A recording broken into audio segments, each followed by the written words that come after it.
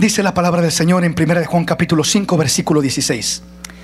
Dice la Escritura: si alguno viere a su hermano cometer pecado que no sea de muerte, pedirá y Dios le dará vida. Esto es para los que cometen pecado que no sea de muerte. Hay pecado de muerte por el cual yo no digo que se pida. Toda injusticia es pecado, pero hay pecado no de muerte. O sea, todo pecado, toda práctica de pecado requiere de un arrepentimiento genuino para que podamos estar sanos espiritualmente hablando. De otra manera, mirábamos en los temas anteriores que es como una enfermedad sencilla, como una gripe, que puede decir uno, pues eso es cualquier cosa, ¿para qué me preocupo? Pero si no se atiende esa gripe sencilla, se convierte en algo crónico, se convierte en un problema de bronquitis. Después, si no se atiende, se complica más y se convierte en una pulmonía y le afecta más, y luego se convierte en neumonía y en un instante lo mata aquello. Y todo comenzó con un resfriado. Hay gente que se ha muerto por una cosa tan sencilla como esa, simplemente por negligencia, por no atenderse, por tomarlo como algo superficial. Pues lo que es una realidad en lo espiritual, en lo físico, también es una realidad en lo espiritual. Pero quiero centrarme en lo que dice cuando menciona y dice: hay pecado de muerte, o hay una clase de pecado que es de muerte, por el cual yo no digo que se pida. Y mirábamos en la Escritura que dos ejemplos de estos casos. Mirábamos el ejemplo por ejemplo, de Esaú. Esaú fue alguien que vendió su primogenitura, cambió su primogenitura, y dice la palabra que lloró con lágrimas procurando recuperarla, pero no hubo arrepentimiento en él. O sea, la palabra especifica que no hubo arrepentimiento por haber ofendido a Dios, pero había dolor por haber perdido el beneficio. Y ese es un gran error que nosotros como cristianos muchas veces cometemos. Nos duele lo que estamos pasando y le pedimos a Dios que nos ayude en aquella crisis, calamidad, problema que estamos pasando, y que en ocasiones es como resultado de malas decisiones, de malas acciones, de desobediencia, de hacer cosas que no son agradables a Dios. Y queremos que Dios nos ayude, nos perdone, nos restaure, y extrañamos la bendición que teníamos y lloramos a Dios deseando recuperar lo que perdimos, pero no hay un arrepentimiento genuino por la desobediencia. ¿Sí me explico? Entonces Dios quiere que lo primero que haya no sea un dolor por lo que hemos perdido, y que le lloremos a Dios pidiéndole que restaure lo que hemos perdido. Señor, si restauras mi matrimonio, si regresas a mi esposa, si me vuelves a mi esposo de regreso, yo te voy a servir. El punto no es primeramente regrésame lo que perdí.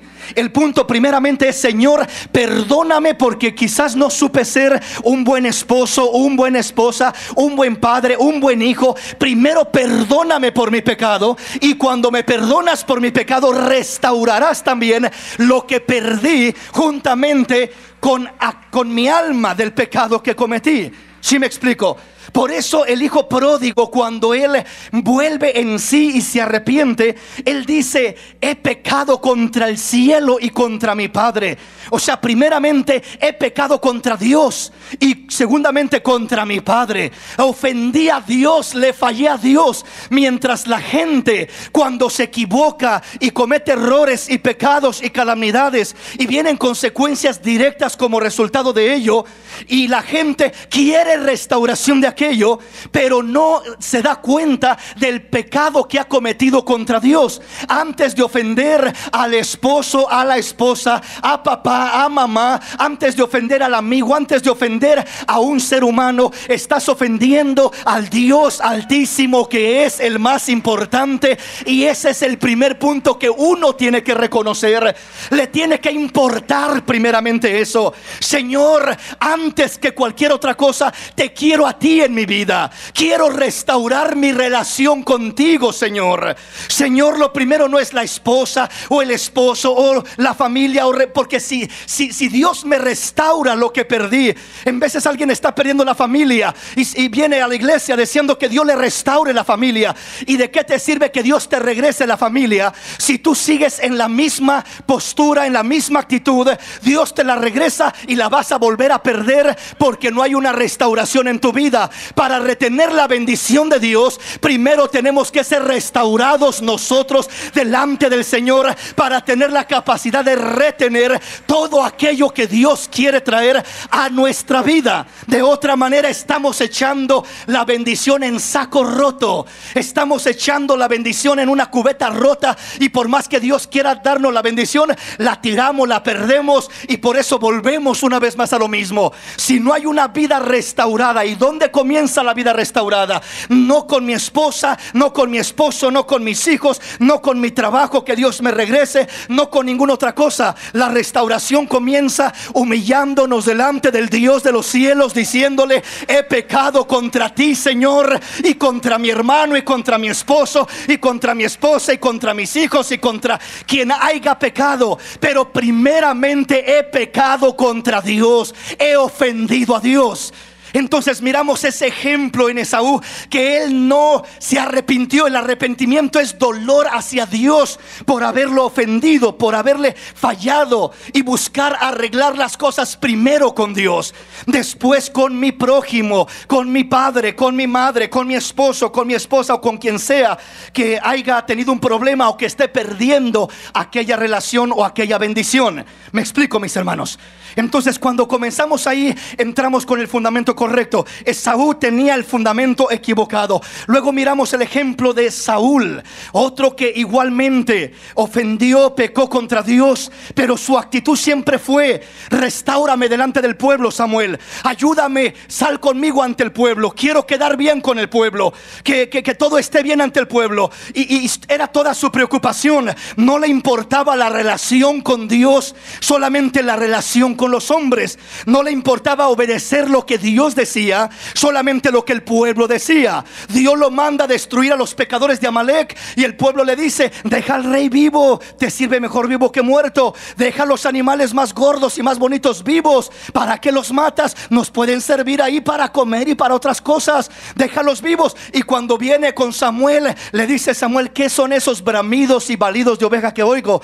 ¿Obedeciste a la palabra del Señor? Sí, sí, lo obedecí. ¿Y qué es eso entonces? Pues el pueblo dijo que guardáramos esto para ofrecerlo como sacrificio a tu Dios. Se complace tanto el Señor en sacrificios, holocaustos y ofrendas y grosuras de carneros, como en que se obedezca la palabra del Señor. Ciertamente el obedecer es mejor que los sacrificios, y el prestar atención es mejor que la grosura de los carneros. Eso es lo que Dios busca, obediencia. Eso es lo que honra a Dios, y no la obediencia a lo que el pueblo dijo. Porque el pueblo decía: Saúl, mira, guarda eso y llévate eso, ¿y cuál es el problema?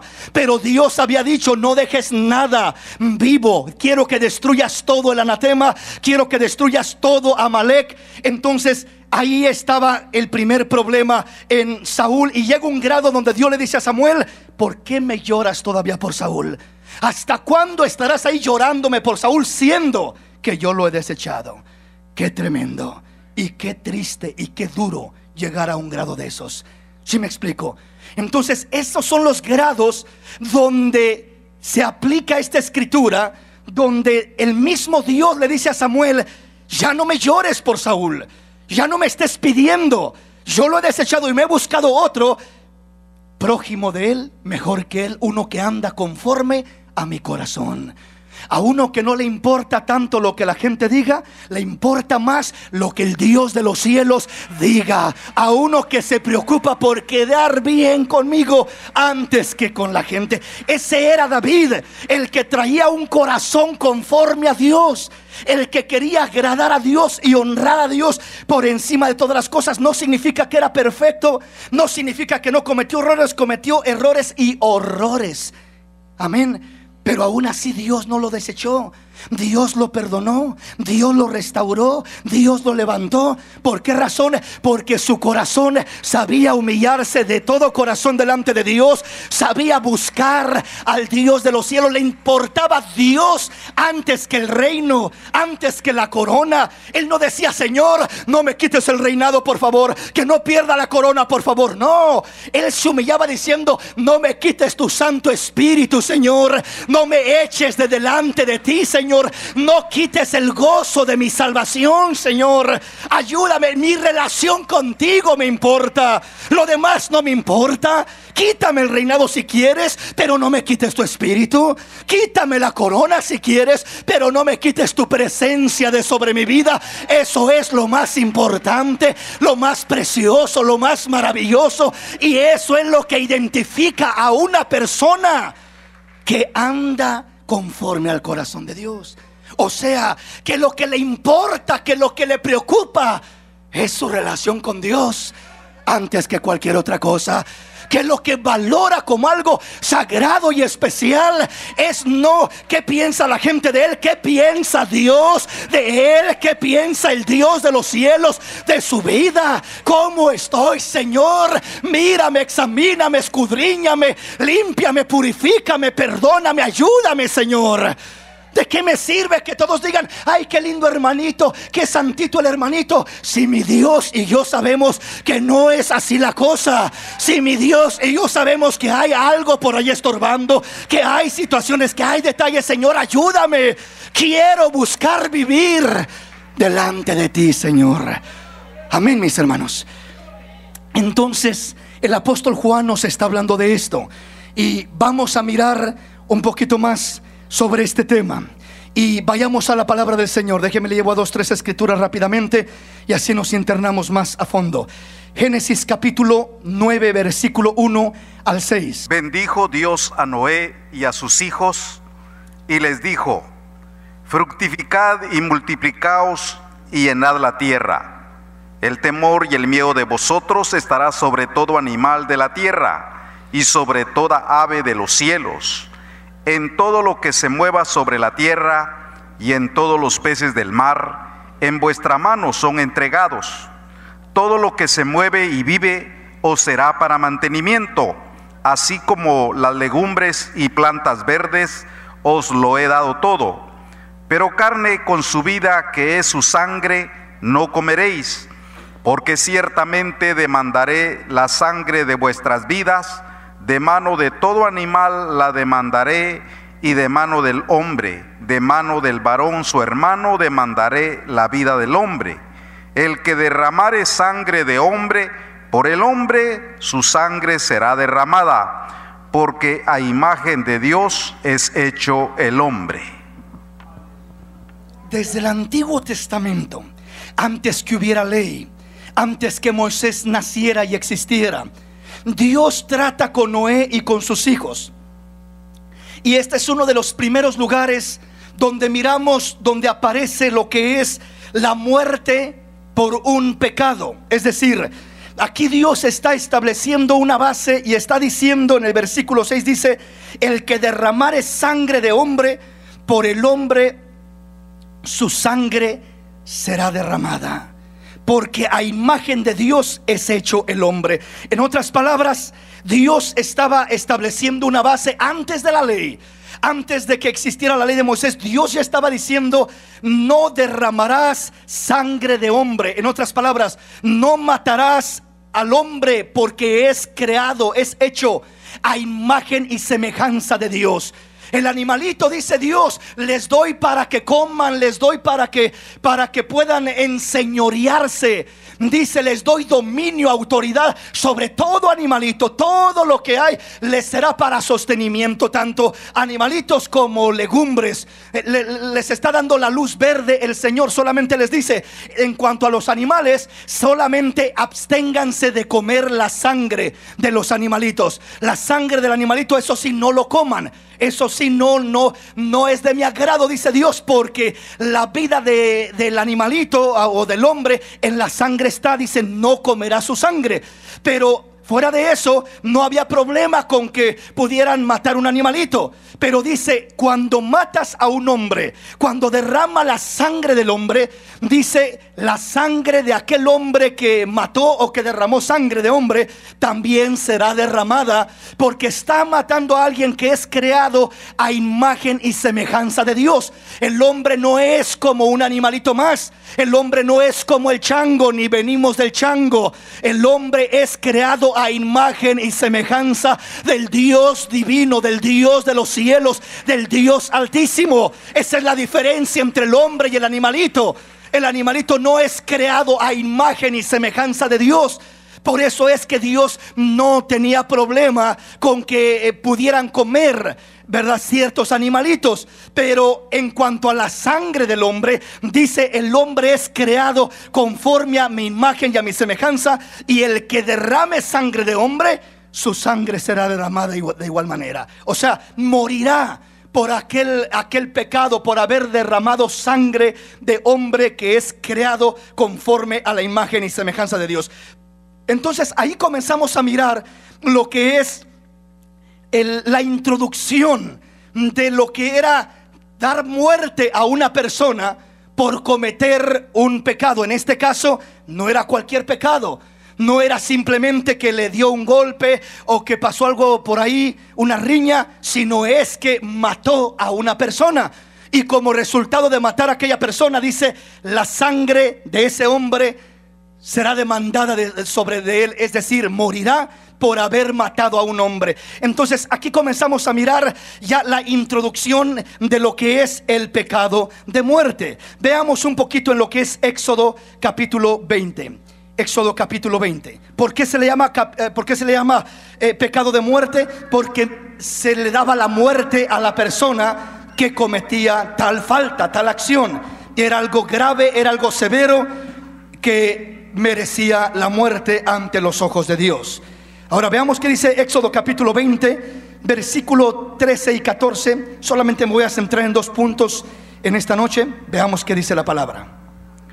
No matarás y no cometerás adulterio. Aquí nos da una vez más ahora el refuerzo ya de acuerdo a la ley. Y en cuanto a la ley nos está diciendo, en estos 2 mandamientos nos está diciendo: no matarás y no cometerás adulterio. Y realmente en estos dos pecados que se podrían cometer transgrediendo quebrando la ley de Dios, lo que merecía aquella persona, o lo que se hacía con aquella persona, era la muerte. Moría la persona. Pasemos ahí mismo a Éxodo capítulo 21, versículo 12 al 14. El que hiriere a alguno haciéndole así morir, él morirá. Mas el que no pretendía herirlo, sino que Dios lo puso en sus manos, entonces yo te señalaré lugar al cual ha de huir. Pero si alguno se ensoberbeciere contra su prójimo y lo matare con alevosía, de mi altar lo quitarás para que muera.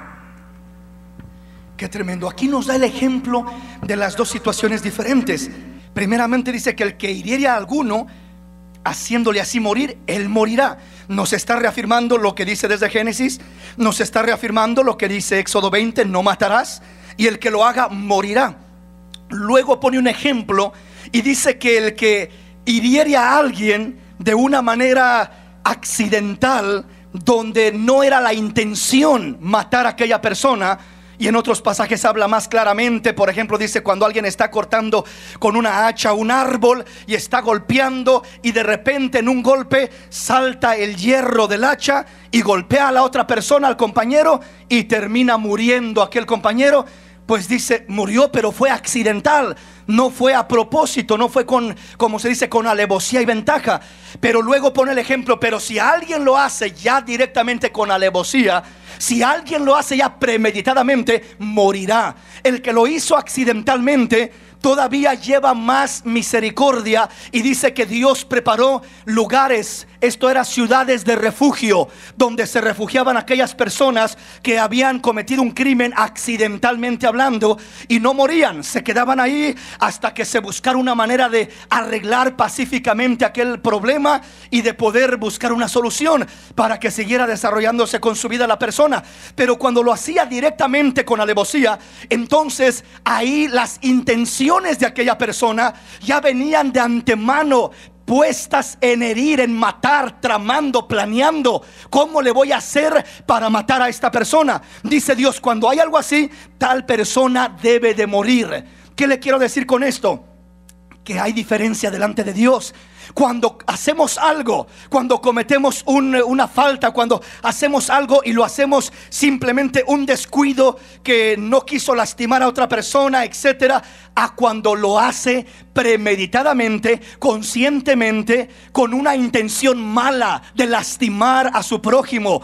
Hay grande diferencia ante los ojos de Dios. Cuando una persona planea algo, trama algo, cuando hay malas intenciones en su mente, en su corazón, en contra de otra persona, y busca la manera de provocar para que suceda un incidente o un daño hacia aquella persona, Dios mira eso, mis hermanos, con mucho desagrado, porque no fue un accidente, no fue un problema que se dio sin pensarlo, sin planificarlo, sin premeditar en aquello y buscar planificarlo para hacer el daño a tal persona. Así que, mis hermanos, cuando el enemigo quiera traer a su mente, a su corazón, una idea de hacer un daño hacia su hermano, tengamos cuidado y rechacemos en ese momento ese dardo y reprendamos al enemigo, reprendamos ese espíritu, reprendamos ese sentimiento de enojo, de ira, queriendo planificar algo para lastimar a un prójimo, a un hombre, a una mujer, porque eso es gravemente penado delante de Dios.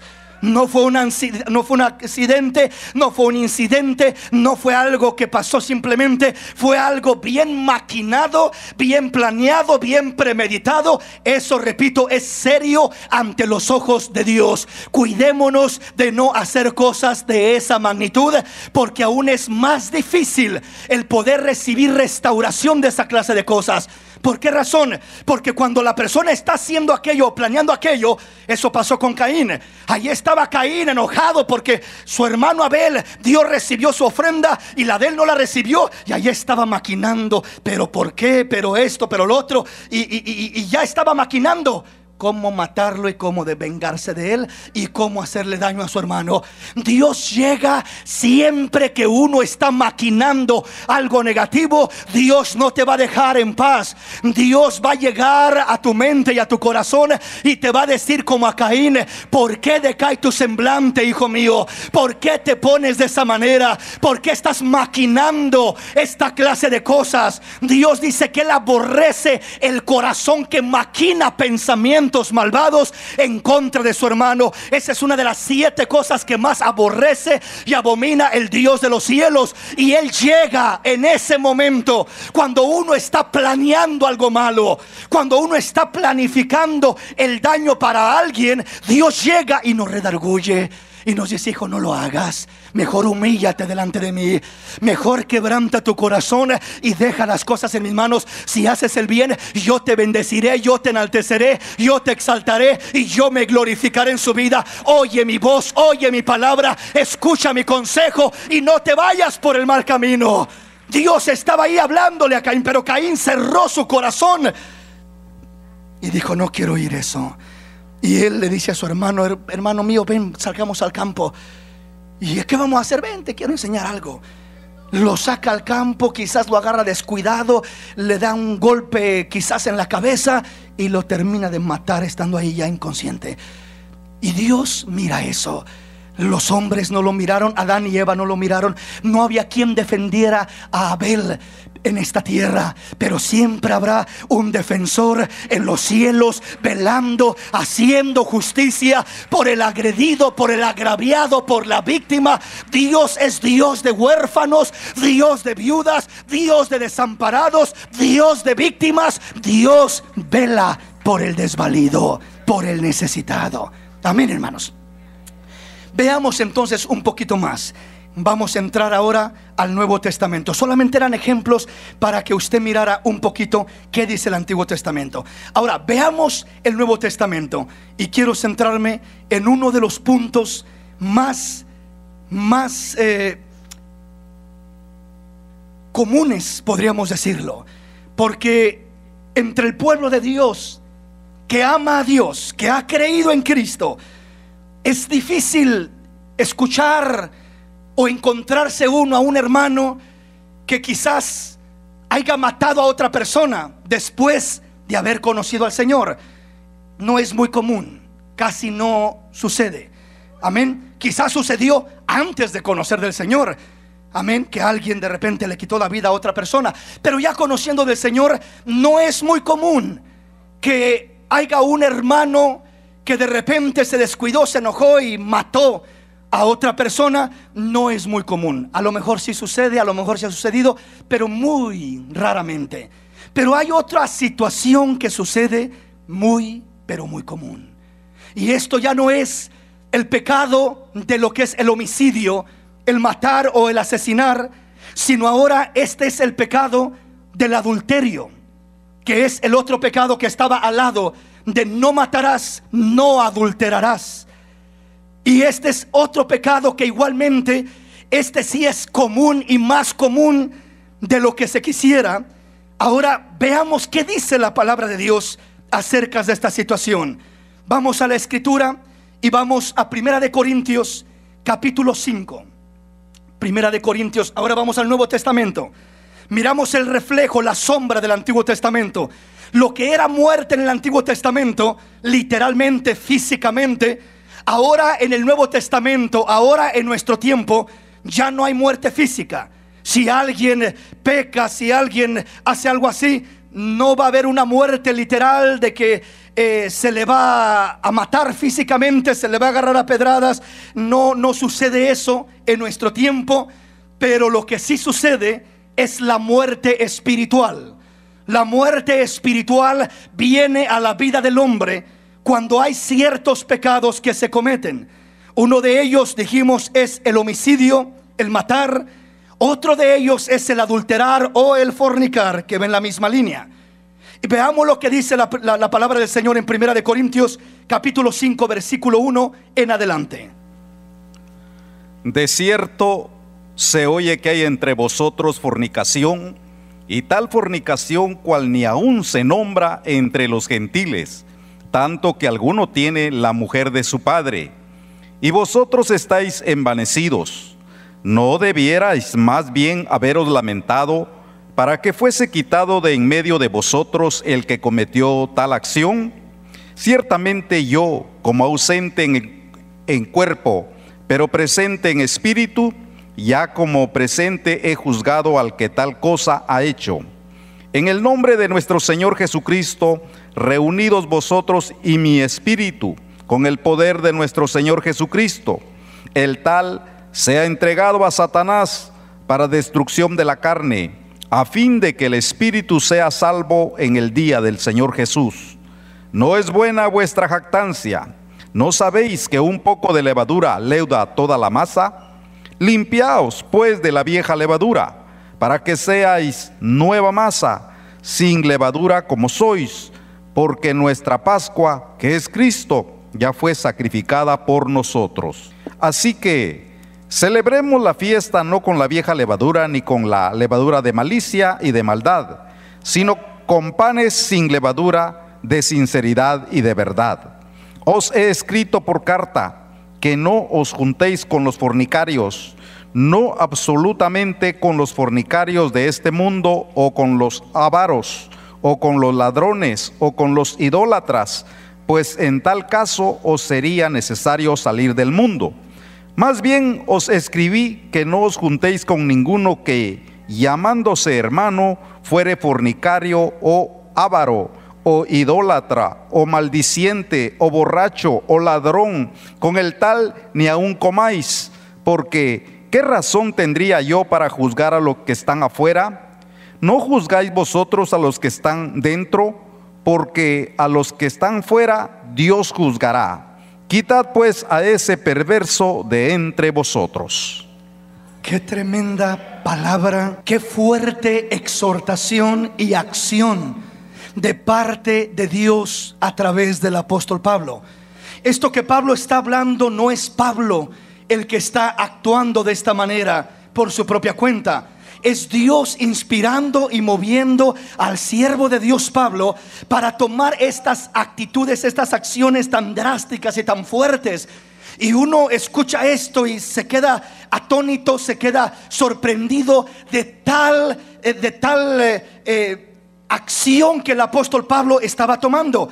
La pregunta es, ¿por qué el apóstol Pablo estaba tomando tales decisiones, acciones tan fuertes, tan estrictas, tan duras, podríamos decir? O podría decir alguien: hermano, pero ¿dónde está el amor? ¿Dónde está la misericordia? Que no somos hermanos, que no nos debemos de amar, de ayudar, de perdonar, de levantar unos a otros, etcétera. O sea, ¿dónde es que se cumplen palabras como estas del apóstol Pablo? ¿En qué situaciones, en qué casos? ¿Es algo general para todo caso que sucede lo que Pablo está hablando aquí? ¿O es algo para casos exclusivos lo que Pablo está hablando aquí? Analicemos la situación.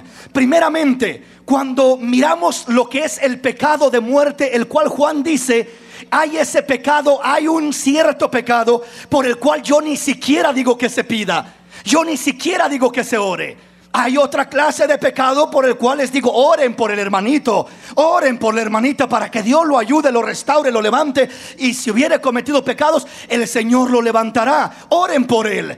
Pero hay un tipo, o hay un momento donde la persona, donde alguien peca, donde el apóstol Juan dice: yo no digo que se pida. Y precisamente este caso del apóstol Pablo es un ejemplo preciso de esa aplicación. Lo que Juan está diciendo en su carta, aquí lo está viviendo el apóstol Pablo en la iglesia de Corintios. Y él está aplicándolo directamente. ¿Y cómo lo está aplicando? ¿Por qué lo está aplicando? ¿O por qué no va a tener misericordia de esta alma necesitada? ¿Por qué Pablo no dice: tengan misericordia, hagan una cadena de ayuno y oración por esa pobre alma para que Dios haga algo en él? No, no dice eso. Dice: al tal, dice, entréguenlo a Satanás para que sea destruido en su carne, a fin de que su espíritu sea salvo en el día del Señor. Tal persona, dice, ni siquiera se junten con tal persona, ni siquiera coman con tal persona. ¿Por qué razón? Porque esta persona estaba en una postura donde no estaba mostrando en lo absoluto arrepentimiento ni humillación delante del Señor. ¿Cuál era la postura de este hombre? Dice que era un hombre que había tomado a su madrastra, a la mujer de su padre, para estar con ella conyugalmente, para estar con ella íntimamente. Y allí estaba, y él llegaba a la iglesia, y dice que llegaba a la iglesia y los hermanos sabían la situación, y todos tranquilos, y todos gloria a Dios, aleluya, y estamos orando por ustedes, y gloria a Dios. Y el apóstol Pablo llega a ese momento donde dice: estas personas no solamente es el pecado que están cometiendo, sino la actitud al pecado que están cometiendo. Es decir, cuando una persona comete un pecado, lo más grave no es el pecado que comete, lo más grave es la actitud que toma al respecto de ese pecado. En otras palabras, cuando la persona comete un pecado, en este caso la fornicación o el adulterio, y la persona está ahí tranquila, llevándosela suave, como que está muy bien y amén, Dios me los bendiga, hermanitos, y todo muy lindo, dice Dios: si tú le sigues la corriente a esa persona, no ama su alma. Si le sigues la corriente a esa persona, se va a ir al infierno y tú vas a ser responsable por eso. ¿Por qué razón? Porque la palabra dice que somos atalayas y que tenemos una responsabilidad de anunciar cuando miramos el pecado, cuando miramos el mal, cuando miramos el daño, de acercarnos, de exhortar, de hablarle a tal persona que se arrepienta, que se vuelva en sí, que no siga con esa práctica, porque esa práctica lo va a llevar al mismo infierno. Y Dios no quiere la muerte del pecador, por eso quiere sacudirlo. Cuando Pablo dice: yo reunido con ustedes en espíritu, ausente en el cuerpo pero presente en el espíritu, al tal ya lo he juzgado, y quiero que al tal lo entreguen a Satanás. ¿Qué significa eso?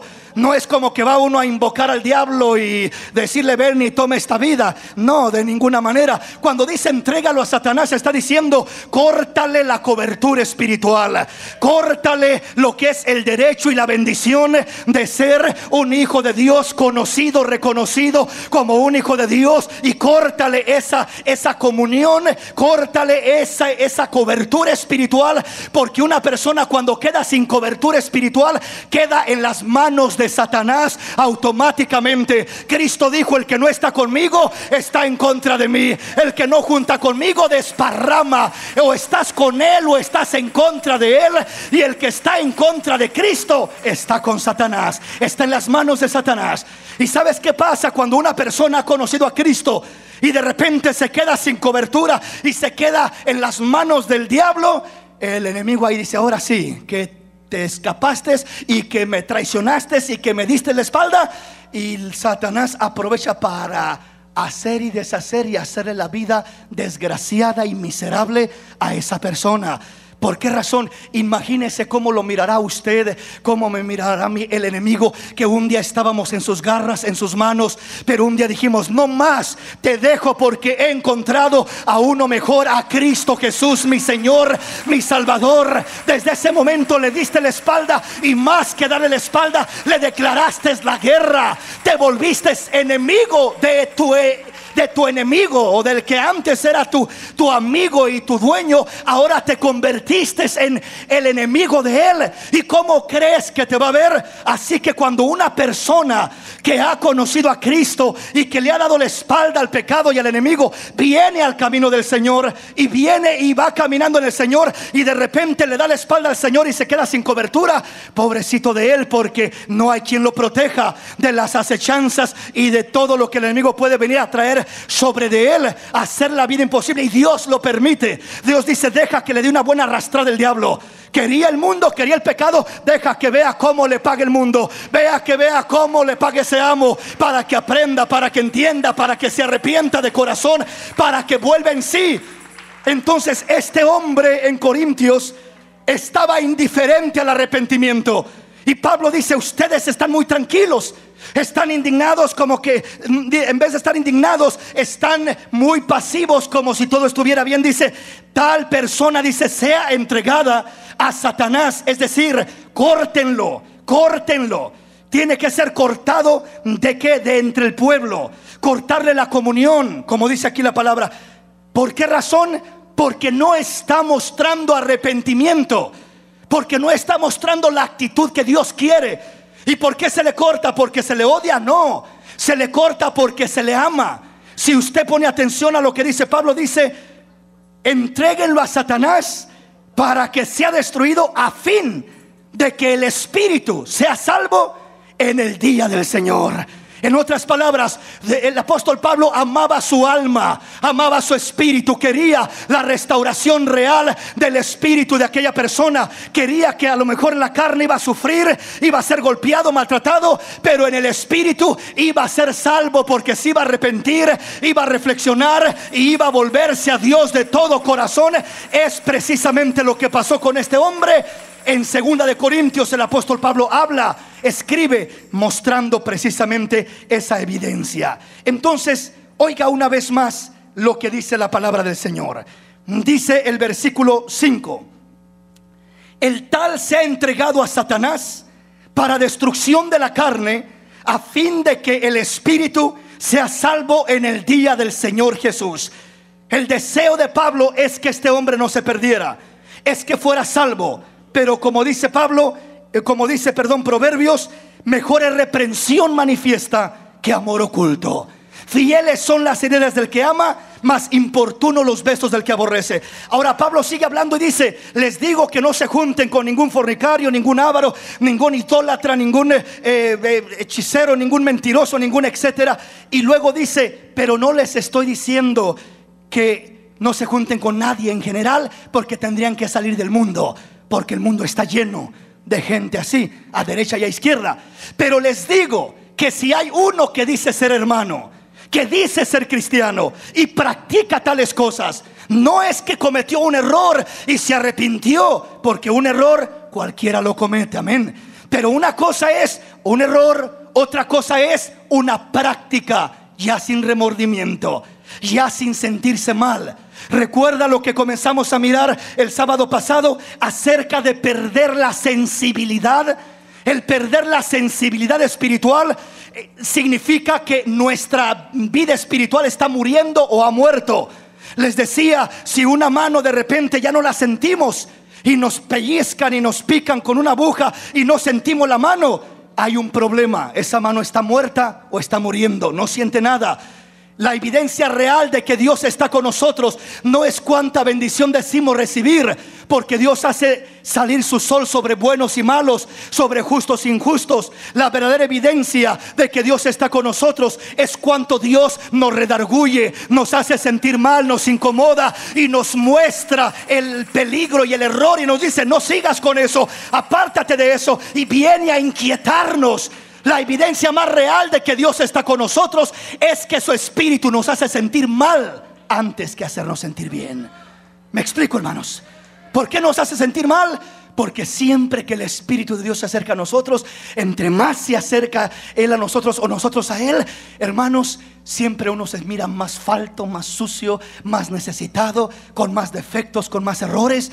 Y lo único que le queda a uno es decir: Señor, ten misericordia de mí. Ayúdame, Señor. Ahora, veamos qué dice Mateo capítulo 5, versículo 29 y 30. Veamos el ejemplo de lo que está diciendo Juan, el ejemplo de lo que está diciendo Pablo en 1 Corintios, y ahora lo que dice el Señor Jesús en Mateo capítulo 5, versículo 27 en adelante. Oiga lo que dice: Oíste que fue dicho: no cometerás adulterio. Pero yo os digo que cualquiera que mira a una mujer para codiciarla, ya adulteró con ella en su corazón. Por tanto, si tu ojo derecho te es ocasión de caer, sácalo y échalo de ti, pues mejor te es que se pierda uno de tus miembros y no que todo tu cuerpo sea echado al infierno. Y si tu mano derecha te es ocasión de caer, córtala y échala de ti, pues mejor te es que se pierda uno de tus miembros y no que todo tu cuerpo sea echado al infierno. Oiga, qué tremendo y qué comprometedor es esto. Entendámoslo no solamente en un sentido literal, sino espiritual. El Señor está diciendo primeramente: oíste que fue dicho: no cometerás adulterio. Pero yo les digo que el que mira a una mujer para codiciarla en su corazón, ya adulteró con ella en su corazón. Luego explica y dice, o sea, Él está yendo a la raíz, está yendo al fondo. Está diciendo: el problema con el adulterio comienza en el corazón. Y si solo te cuidas de la acción y no del corazón, terminarás cayendo en el pecado, en el peligro, en el problema, porque no se puede uno abstener de la acción si no cuida el corazón. En el corazón comienza todo. ¿De dónde vienen los hurtos, los adulterios, las fornicaciones, las mentiras, la maldad, el crimen? ¿De dónde viene todo lo malo? Dice: es del corazón, porque de la abundancia del corazón sale todo eso. De ahí habla la boca, de ahí brota, de lo más íntimo del corazón. Entonces, si el hombre quiere abstenerse de no cometer lo malo, pero no se abstiene acá dentro, no podrá controlar sus impulsos, porque ya está dentro de él el pecado, la maldad. Si uno quiere controlar sus impulsos, no comienza tratando de controlar el no hacer, sino el controlar el que no entre acá dentro la maldad. Y si ha entrado, arrepentirse delante del Señor y decirle al Señor: Señor, limpia mi corazón, guarda mi corazón, te entrego mi corazón. Yo no tengo la capacidad para mantener mi corazón limpio, te lo entrego a ti para que tú, Señor, lo cuides. ¿Se ha dado cuenta que uno no tiene la capacidad de mantener su corazón limpio? Yo no puedo mantener mi corazón limpio, lo he tratado y no puedo. Pero cuando se lo entrego al Señor y Él toma control de mi corazón, se mantiene puro, limpio, porque es Él el que tiene la capacidad y el poder para mantener el corazón limpio del hombre, de la mujer. No somos nosotros, es Él el que tiene la capacidad de hacerlo y para hacerlo. ¿Me explico, mis hermanos? Ahora veamos qué sigue diciendo. Primeramente habla de la raíz, el origen. Oíste que fue dicho: no cometerás adulterio. Pero yo les digo que el que mira a una mujer para codiciarla, ya adulteró con ella en su corazón. Es el origen, es la raíz. Versículo 29 dice: por tanto, si tu ojo derecho te es ocasión de caer, sácalo y échalo de ti, pues mejor es que se pierda uno de tus miembros y no que todo tu cuerpo sea echado al infierno. Y si tu mano derecha te es ocasión de caer, córtala y échala de ti, pues mejor es que se pierda uno de tus miembros y no que todo tu cuerpo sea echado al infierno de fuego. ¿Qué está diciendo el apóstol Pablo aquí? ¿A qué se refiere? ¿Qué profundidad de tema está hablando el Señor? Quiero decirle, este pasaje, lo que está diciendo aquí el Señor, está completamente relacionado con lo que Pablo está diciendo en Corintios 5 y con lo que Juan está diciendo en Primera de Juan capítulo 5. ¿Cómo se relaciona lo que dice el Señor aquí? Ciertamente que no está hablando de cortarnos la mano o de sacarnos el ojo literalmente, amén. ¿Qué está diciendo? Lo primero que está diciendo lógicamente es: si tu ojo te es ocasión de pecar, córtalo, sácalo de ti. Lo que está diciendo es: desecha aquello, apártate de aquello, no sigas mirando aquello. Aunque no goces de ese placer, aunque no goces de ese deseo, arráncalo de ti para que entres al cielo, aunque no hayas probado de eso. Esa es la primera interpretación sencilla.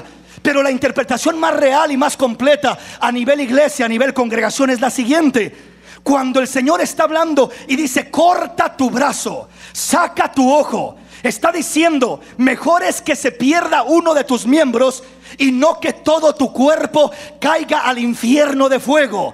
¿Qué es lo que nos está diciendo? Un miembro está hablando del ojo de la mano, pero ahora espiritualmente está hablando del pueblo. Cada uno de nosotros somos un miembro del cuerpo de Cristo. Cuando alguien está cometiendo tal falta y no hay un arrepentimiento como resultado de ello, lo que está haciendo es contaminando a todo el pueblo, a toda la congregación. El daño que está haciendo aquella persona no le daña solamente a él o a su familia, está dañando todo el pueblo, todo el cuerpo al que pertenece. ¿Recuerda usted lo que pasó con Acán? Acán era un soldado de Josué, y dice la palabra que cuando iban a entrar a lo que era conquistar una pequeña ciudad llamada Ai, dice la palabra que Josué dijo: ¿para qué nos fatigamos todos? Nomás vaya un grupo de guerreros y con eso es más que suficiente. Ya Dios les había dado la victoria en Jericó, habían derrumbado las murallas, Dios había hecho maravillas y había conquistado lo inconquistable. Así que aquella ciudad chiquilla ya no era la gran cosa. Vaya este grupo de guerreros y conquístela para que no se fatigue todo el pueblo. Resulta que fueron vencidos y derrotados. Y vuelven a ir y son vencidos y derrotados. Y vuelven a ir, son vencidos y derrotados. Y de repente Josué dice: ¿qué está pasando, Señor? ¿Te has alejado de nosotros? ¿Te has apartado? ¿Qué está sucediendo? ¿Por qué no nos das la victoria? Es que hay pecado en medio del pueblo. Y cuando le dice hay pecado, pues nadie quería decir dónde está, cuál es la situación. Entonces comienza a buscar al Señor y el Señor le guía en cómo hacerle para poder descubrir, llegar al origen y a la fuente, al grado que llega al momento que llega al origen y a la fuente, que era Acán. Se robó lo que no tenía que robarse, lo agarró, se lo llevó, lo escondió, hizo un hoyo debajo de su tienda, de su casa de campaña. Ahí hizo un hoyo, ahí lo escondió. Y ahí, ¿quién se va a dar cuenta? Nadie humanamente, pero hay un Dios que se da cuenta, que lo conoce todo y que nos compromete a cada uno de nosotros, que nos compromete. Entonces dice la palabra que tuvo que ser arrancado el mal y tuvo que morir aquel hombre con toda su familia, para que Dios comenzara a dar victoria al pueblo una vez más. Entonces, lo que uno de tus miembros sucede con uno de tus miembros, si de repente se te infecta un brazo, no vas a decir: ay, pues qué importa ese brazo, hay que se las arregle como quiera y yo sigo tranquilo, con mi otro brazo me basta. No, ese brazo dañado, infectado, puede destruir y matar todo tu cuerpo. Te puede causar la muerte. El problema con uno de tus miembros puede llegar a contaminar a todo el cuerpo. ¿Por qué? Porque está conectado un miembro con el otro y con el otro. Entonces, cuando el Señor está diciendo: es mejor cortar tu mano si te es ocasión de pecar, córtala, mejor es que entres al cielo sin una mano, pero no que todo tu cuerpo se vaya al infierno de fuego. Es mejor que entres al cielo tuerto, sin un ojo. No está hablando del ojo, sino del miembro de la congregación, que es mejor que si tiene que ser cortado un miembro. El apóstol Pablo cortó al miembro, cortó a aquel joven, cortó a aquel muchacho que estaba haciendo tal cosa, lo cortó, aunque le dolió, era parte del cuerpo, lo cortó. ¿Qué significa cortar? Lo sacó de la congregación, lo cortó, quedó fuera, quedó sin comunión. ¿Por qué razón? Porque estaba contaminando todo el cuerpo, estaba afectando todo el cuerpo. Entonces, mis hermanos, lo que uno hace no le afecta solamente a uno, le afecta a todo el cuerpo de Cristo, a todo el pueblo, a toda la familia de Dios. Por eso Dios nos llama a santificarnos, a limpiarnos, a ponernos a cuentas con el Señor, a buscar al Señor cuando hay una falta, cuando hay una situación. Buscar al Señor y no seguir con aquello como si nada, porque eso nos trae consecuencias serias. ¿Estamos comprendiendo? Entonces, ¿de qué se trata el cortar? Se trata de hacer lo que Pablo hizo. Pablo cortó aquel miembro, es decir, dice literalmente, lo entregó a Satanás. Significa lo cortó de comunión y de cobertura. Veamos qué dice la palabra del Señor. Venga conmigo, vamos a la escritura. Lucas capítulo 15. Lucas capítulo 15. Ahora veamos el contraste de este mismo tema. Veamos la otra cara de la moneda. Lucas capítulo 15, y vamos a leer solamente el versículo 25 al 32. ¿Cuándo es que se tiene que actuar sin misericordia? ¿Y cuándo es cuando se tiene que usar misericordia? ¿Qué dice la palabra de Dios? Lucas capítulo 15, versículo 25 al 32. Oiga lo que dice. Y su hijo mayor estaba en el campo, y cuando vino y llegó cerca de la casa, oyó la música y las danzas, y llamando a uno de los criados le preguntó qué era aquello. Él le dijo: tu hermano ha venido, y tu padre ha hecho matar el becerro gordo, por haberle recibido bueno y sano. Entonces se enojó y no quería entrar. Salió por tanto su padre y le rogaba que entrase. Mas él, respondiendo, dijo al padre: he aquí, tantos años te sirvo, no habiéndote desobedecido jamás, y nunca me has dado ni un cabrito para gozarme con mis amigos. Pero cuando vino tu hijo, que ha consumido tus bienes con rameras, has hecho matar para él el becerro gordo. Él entonces le dijo: hijo, tú siempre estás conmigo, y todas mis cosas son tuyas. Mas era necesario hacer fiesta y regocijarnos, porque tu hermano era muerto y ha revivido, se había perdido y es hallado. Oiga, qué importante es esto. Este es el contraste, es la otra cara de la moneda de lo que el apóstol Pablo hizo en Corintios 5, de lo que el Señor Jesús dijo en Mateo 5. Es el contraste. ¿Por qué digo el contraste? Porque aquí miramos que precisamente hay un hijo. No era un desconocido, era un hijo. Era de la casa, de la familia. Era un hijo. De repente él dice: estoy cansado de sujetarme, de someterme, de limitarme a los deseos de mi carne. Quiero vivir mi vida a mi manera. Y le pide la parte de los bienes, la herencia al padre, y se va a vivir su vida. Eso es lo que hace una persona cuando le da la espalda a Dios, cuando quiere vivir su vida a su manera, fuera de la voluntad de Dios. Y de repente este hijo se va a vivir su vida a su manera. ¿Y qué es lo que dice? Que anda con rameras, que anda en lo más perdido, que anda por un lado, que anda por otro lado, y anda viviendo perdidamente. Y quizás drogas, quizás alcohol, prostitución, y solo Dios sabe cuánta otra basura no se mezclaría este hijo pródigo. De repente está limitado en su casa, y de repente sale de su casa y tiene las puertas de par en par para hacer y deshacer. Imagínese cuánta situación no haría y viviría. De repente allá cae hasta lo más bajo, que cae cuidando cerdos, quiere comerse la comida de los cerdos, ni eso le dan. Y estando en lo más vil y miserable, este joven vuelve en sí. Eso significa se arrepiente. Y él, en ese arrepentimiento, que es otra palabra de diciendo volvió en sí, dice que dijo: ¿cuántos jornaleros en la casa de mi padre tienen abundancia de pan? Y yo aquí me muero de hambre. Me levantaré e iré a mi padre y le diré: Padre, he pecado contra el cielo y contra ti, ya no merezco ser hijo tuyo, trátame como a uno de tus jornaleros. Y dice la palabra que él se levanta y va en camino a buscar al padre. Y cuando el padre lo ve, dice que es movido a misericordia. Y el hijo llega a él, el padre lo abraza, pero el hijo le dice: Padre, ya no soy digno de ser llamado tu hijo. He pecado contra Dios, contra el cielo y contra ti. Trátame como a uno de tus jornaleros. Cuando el padre miró la actitud de ese hijo, cuando el padre miró el arrepentimiento de ese hijo, cuando el padre miró los frutos de arrepentimiento de ese hijo, ese padre no dijo: pecador, vete de aquí, pecador, no mereces nada, fuera de aquí, te fuiste, ya no tienes lugar en esta casa. No, aquel padre que representa al mismo Dios de los cielos, al Padre perfecto, al Padre de la eternidad, dice que él hizo una fiesta, porque hay fiesta en el reino de los cielos cuando un pecador se arrepiente verdaderamente de corazón. Cuando un pecador se vuelve a Dios de corazón, entonces hay fiesta en el reino de los cielos. Y este padre hizo una fiesta, lo cual asimila o asemeja a lo que sucede en el reino de los cielos.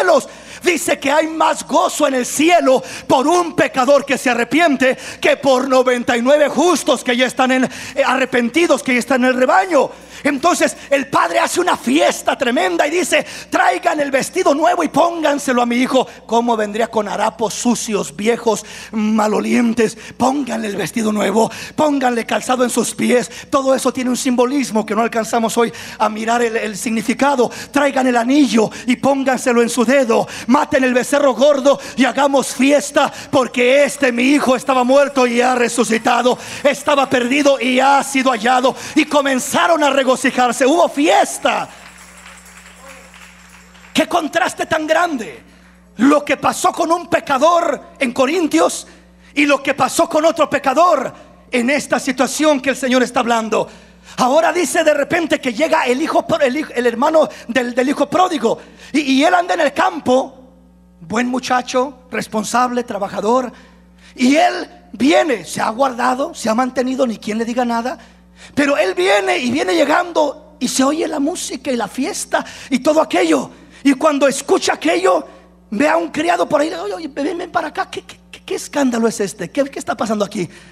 Y le dice: es que tu padre ha regresado tu hermano menor, el hijo pródigo, aquel que se perdió, y aquel que no sabía nada de él, y aquel que andaba en la basura y en la miseria, lo ha recibido bueno y sano, y ha hecho matar el becerro gordo, y le puso el vestido nuevo, y le dio el anillo en su dedo, y le puso calzado en sus pies, y comienza a hablar de todo lo que hizo. Y aquel hermano, en vez de gozarse, se enoja, se llena de coraje y dice: ¿cómo es posible que así recompense mi padre a este malagradecido, a este pecador, a este miserable? ¿Cómo es posible? Y comienza ahí a quedarse y dice: pues no entro yo a esa fiesta. Y cuando el criado va adentro y le dice al padre: sabes, ahí está tu hijo mayor, pero no quiere entrar, está enojado, porque dice que cómo es posible que tú recibas así a su hermano después de todo lo que ha hecho. ¿Qué no te has dado cuenta de todo lo que hizo? Y dice: ¿cómo lo recibes así? Y el padre sale y dice que le instaba para que entrara. Hijo, entra, hijo, ven, celebremos, hijo, mira esto, mira lo otro. Y el hijo mayor dice que le dice: padre, dice, muchos años tengo sirviéndote, no te he desobedecido, te honro, te respeto, y ni siquiera un corderito me has dado a comerme con mis amigos. Es decir, no me has dado ni un break ahí para escaparme un poquito, hacer algo ahí carnal que quiera. Siempre ahí limitado, sujeto, obedeciéndote. Ninguna escapadita me he dado por ahí al mundo, al pecado. Aquí he estado siempre, ni siquiera un corderito. O sea, simbólicamente eso es una escapadita, comerse algo carnal por ahí. ¿Sí me explico? Dice: no he hecho nada de eso. Acá nací en el evangelio, crecí en la iglesia, te he respetado, te he honrado. Y Señor, mira, ¿cómo es posible que a este que llega malviviente, borracho, alcohólico, drogadicto y no sé cuántas otras cosas ha hecho, viene y lo recibes haciéndole una fiesta y matando el becerro gordo, y haces todo esto para él. ¿Cómo es posible que hagas esto? Hermanos, oiga bien esto que le voy a decir, y con esto le termino por causa del tiempo. Le voy a tener que continuar con esto. Hermanos, hay muchos hermanos que no tienen discernimiento para poder lidiar con esta clase de situaciones que se dan, porque tristemente se dan. Y digo no tienen discernimiento porque en veces tomamos la postura del apóstol Pablo, que es la misma postura que estaba tomando el hermano del hijo pródigo. O sea, una postura cortante, firme. Desecha ese, sácalo, no lo recibas, no le abras la puerta. Tomamos esa postura con personas que no ameritan eso. ¿Por qué digo con personas que no ameritan eso? Porque hay ocasiones que hay personas que sí han pecado, que sí han ofendido a Dios, pero que se humillan delante de Dios, pero que comienzan a dar frutos dignos de arrepentimiento y se apartan del pecado, es lo primero, y después comienzan a buscar esa humillación, esa restauración. Y para eso está la iglesia, para restaurar al dañado, al caído. La iglesia es restauradora. Ahora, pero hay momentos cuando se tiene que tener misericordia, como el Padre tuvo misericordia. Primeramente cuando aquel que ha pecado reconoce, entiende: he pecado contra el cielo, he ofendido a Dios, le he fallado a Dios, sé que con Él he pecado contra ti, oh Dios, he pecado y he hecho lo malo delante de ti, Señor. A ti te he ofendido primeramente. Cuando el hombre comienza a entender eso, y segundamente comienza a humillarse: Señor, no me eches de tu presencia, no quites de mí tu Santo Espíritu, Señor, no me dejes, no me abandones. Y comienza a humillarse y a buscar, y hay un fruto real, porque va a haber un fruto malo o un fruto bueno en una persona, y el árbol por sus frutos se conoce.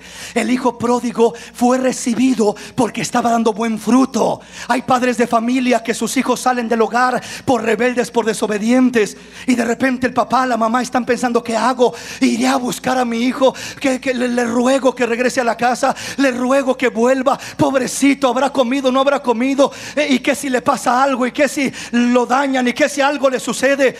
Si tú lo regresas a tu casa sin arrepentimiento, estás trayendo maldición a tu hogar y estás estorbándole a Dios para que trabaje en tu vida y en la vida de Él. ¿Cuándo es cuando el padre debe de abrir las puertas una vez más al hijo o a la hija que han salido rebeldes como el hijo pródigo, no queriendo respetar ni obedecer el orden de Dios? El momento cuando debe de abrir las puertas es cuando aquel hijo reconoce, como el hijo pródigo: he pecado contra Dios, quiero arreglar mi vida con Dios, quiero reconciliarme con Dios, quiero ponerme a cuentas con Dios, quiero volverme a Dios, necesito a Dios en mi vida.